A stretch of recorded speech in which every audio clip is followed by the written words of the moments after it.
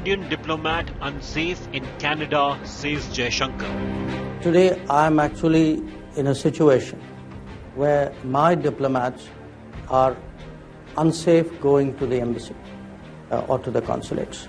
In Canada? In Canada. After India, Bangladesh hits out at Canada. We have a problem with Canada, and that's about we have one of the killers of our father of the nation, Bangabandhu Sheikh Mujibur Rahman. In the line of fire, Trudeau furiously backpedaling. India is a growing economic power and important geopolitical player. 10 days, no proof. Will Canada give proof or back off?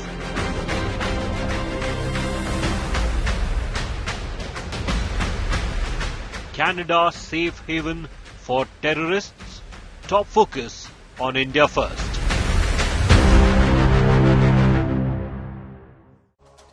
Canada and India are strategic partners. But do genuine partners and friends, do they hide criminals, extremists and terrorists in their country who've either harmed or intend to harm citizens of the partner country? If no, then what explains Canada claiming to be a liberal, democratic, rules-based order, refusing to act against Khalistani terrorists and extremists, and even the killer of Bangabandhu Sheikh Mujibur Rahman of Bangladesh? Are countries like Canada and the United States actually becoming safe havens for terrorists, extremists and fugitives from law? I'm Gaurav Sawant. We get you more on this big story, but first as always, the headlines. As Kaveri protests escalate in Karnataka and Tamil Nadu, setback for Siddaramaiah government, Kaveri panel directs 3,000 cusecs water be released for Tamil Nadu. Massive ripples a day after India Today's Beti Bazaar operation exposed trafficking hotbeds in Madhya Pradesh and Rajasthan. Union Minister Meenakshi Lekhi demands police action. Rajasthan Minister promises an investigation.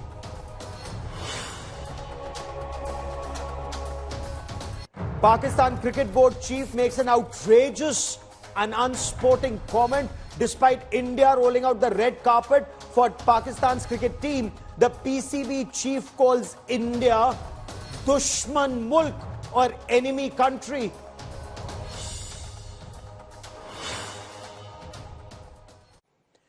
External Affairs Minister Dr. S. Jaishankar reiterated that Indian diplomats are unsafe in Canada. He exposed Canada's inaction against Khalistani terrorists, extremists and extortionists despite multiple dossiers submitted by India. He also said Canada had shared no details regarding the allegations leveled by Canada's Prime Minister Justin Trudeau. In the line of fire, Trudeau appears to be furiously backpedaling, at least for now. It's extremely important that all of us continue to engage constructively and seriously with the government of India. Canadian Prime Minister Justin Trudeau climbs down after alleging that Indian agents were involved in the killing of Khalistani terrorist Hardeep Singh Nijjar on Canadian soil, plunging diplomatic ties with India into deep crisis. Trudeau is lowering the temperature. In a fresh statement, Trudeau has said Canada is still committed to building closer ties with India. I think it's extremely important that all of us continue to engage constructively and seriously with the government of India. India is a growing economic power and important geopolitical player. As we presented with our Indo-Pacific strategy just last year, we're very serious about building closer ties with India. The diplomatic standoff began on September 19 when Trudeau made unsubstantiated charges over the murder of Khalistani terrorist Nijjar, that too inside the Canadian Parliament. Between agents of the government of India and the killing of a Canadian citizen, Hardeep Singh Nijjar. Since then, over the course of 10 days, Trudeau has given multiple statements against India, but failed to provide an iota of evidence. Over the past number of weeks, Canadian security agencies have been actively pursuing credible allegations of a potential link between agents of the government of India and the killing of a Canadian citizen, Hardeep Singh Nijjar. There are credible reasons to believe that agents of the government of India were involved in the killing of a Canadian on Canadian soil. That is something of the utmost and foundational importance in a country of rule of law, in a world where international rules-based order matters. In regards to India, Canada has shared the credible allegations that I talked about on Monday with India. We did that many weeks ago, and we are there to work constructively with India, and we hope that they engage with us so that we can get to the bottom of this very serious matter. The softening of Trudeau's stand comes as he faces a backlash from the opposition and even some of his allies in Canada. To add to Trudeau's woes, he has failed to get any solid support from other Western countries. The only briefings that I've been able to receive from CSIS are what are called open information briefings or open source briefings, which is information that's available to the public doing an internet search, which I find frustrating. India has rubbished Trudeau's charges of involvement in the murder of Nijjar.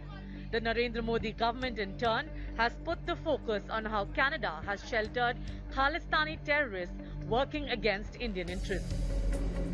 With Anisha Mathur in Surrey, Bureau Report, India Today. And after India, Bangladesh has exposed Canada's doublespeak on shielding criminals on Canadian soil. The killer of the former president and founder of Bangladesh, Bangabandhu Sheikh Mujibur Rahman, Colonel Noor Mohammad Chaudhry, has been hiding in plain sight in Canada, and despite repeated requests by the Bangladesh government, the Trudeau administration has refused to extradite him. The Foreign Minister of Bangladesh spoke exclusively to India Today's Foreign Affairs editor, Geeta Mohan. We bring you this India Today exclusive.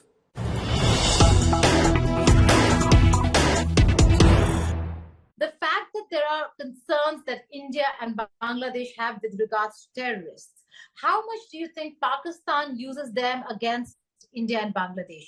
Whether it's Khalistani terrorists who are funded or supported by Pakistani elements in Canada, or for that matter, political assassins such as Noor Chaudhry living there, maybe connected to ISI officials, since he himself was a military officer in Bangladesh when he killed Bangabandhu. You see, we believe that all assassins, all murderers, all terrorists must face, due process of law. They should face justice, and all countries should cooperate.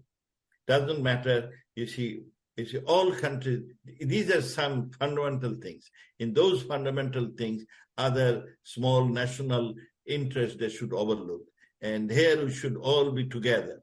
That any murderer, any assassin, any terrorist, they should face justice.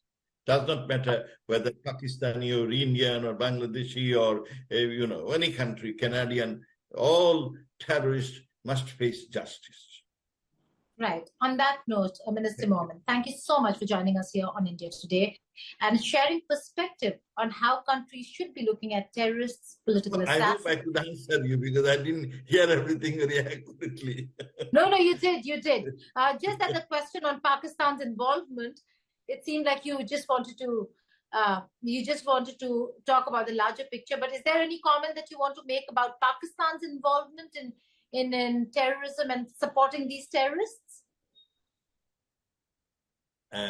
Is there a specific comment that you want to make on Pakistan's involvement in supporting these terrorists?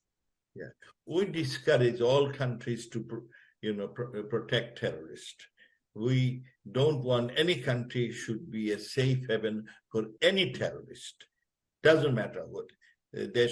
Every country should come together, as I said, in these issues. Terrorists, murderers, those must not be given any safe.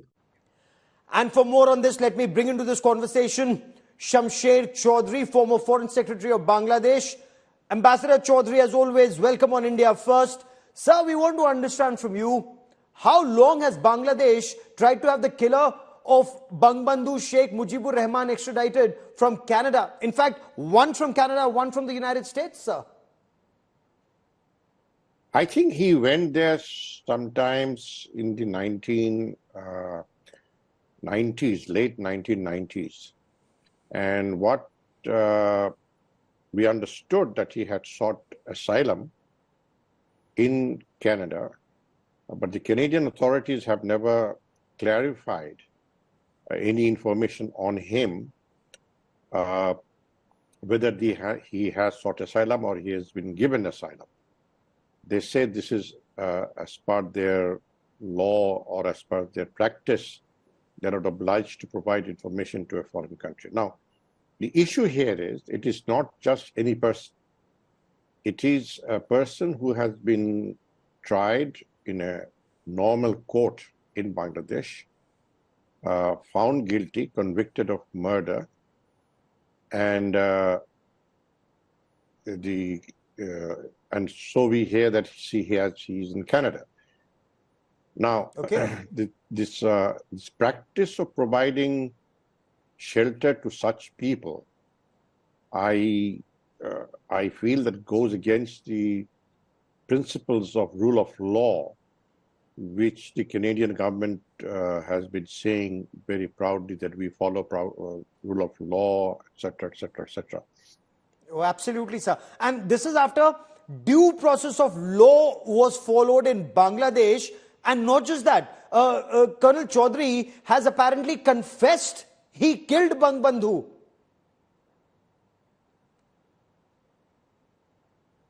Yeah, it's the same person. Yeah, Noor Chaudhry is the person in question.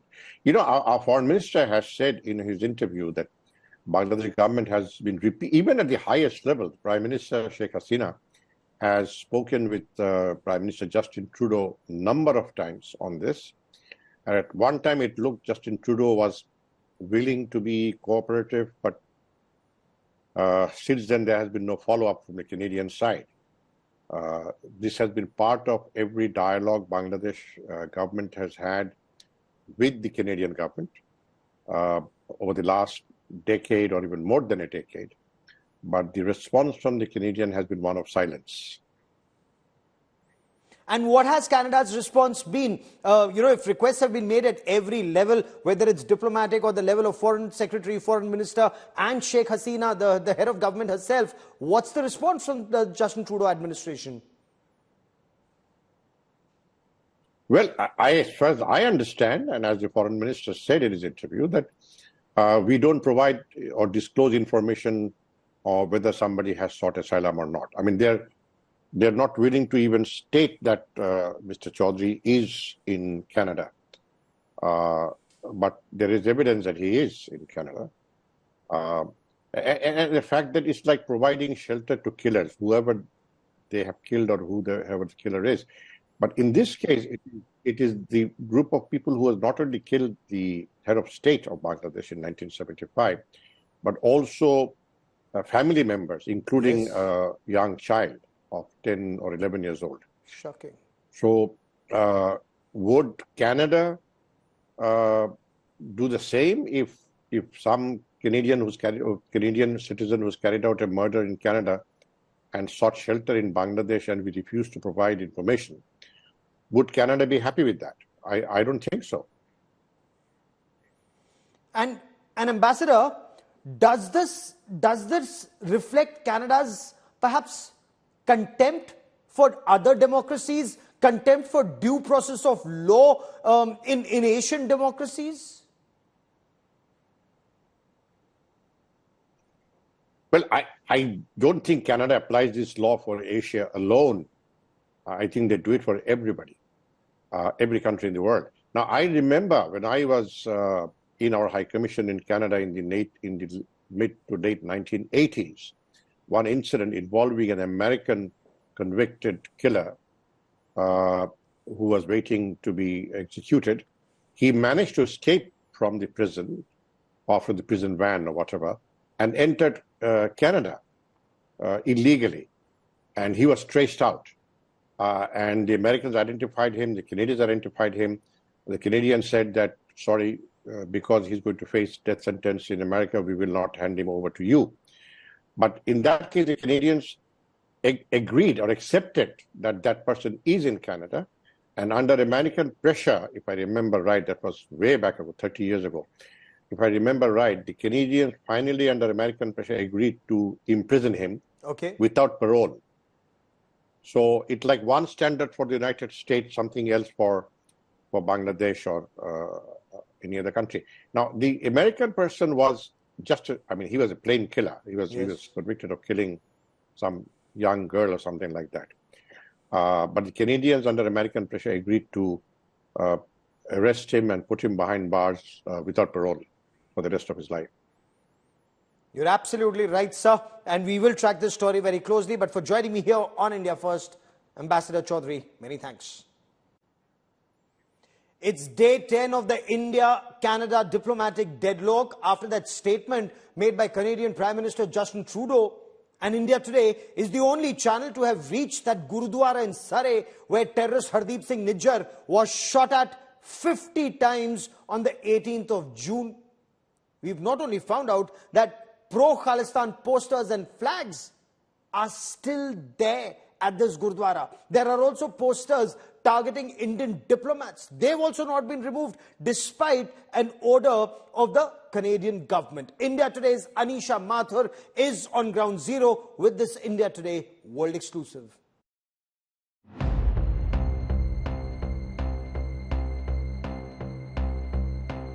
At the epicenter of the India-Canada diplomatic storm, India Today outside the Gurudwara in Surrey, in Canada's British Columbia province,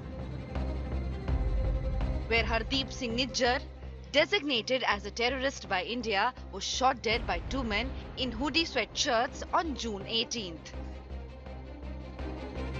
India Today, the first Indian media to reach this location for authentic ground reporting.